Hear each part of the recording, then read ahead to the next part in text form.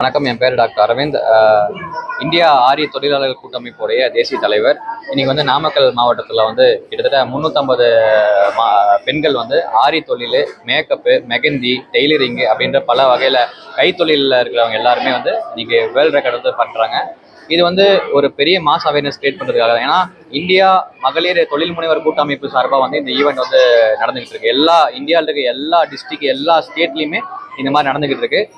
ஏன் தமிழ்நாட்டில் இந்த மாதிரி அதிகமாக நடத்திட்டு இருக்கோம் அப்படின்னா, தமிழ்நாடு அரசுக்கு இதை ஒரு கோரிக்கை வைக்கிறதுக்காகவும் நாங்கள் இதை பண்ணிக்கிட்டு இருக்கோம். தமிழ்நாடு அரசு பெண்களுடைய கைத்தொழிலுக்கு ஒரு முக்கியத்துவம், ஒரு மரியாதையும் அளிக்கணும் அப்படின்றது ஒரு தலைவராக நான் இதில் ஒரு கோரிக்கை வைக்கிறேன். ஏன்னா மத்திய அரசுல ஸ்கில் இந்தியா அப்படின்ற டிபார்ட்மெண்ட்டே தனியாக இருக்கு. அதில் நான் ஃபண்டட் பார்ட்னர்ஷிப், ஃபண்டட் பார்ட்னர்ஷிப் அப்படின்னு இருக்கு. ஆனால் தமிழ்நாட்டில் அப்படி ஒரு ஸ்கில் கவுன்சில் இருக்கு.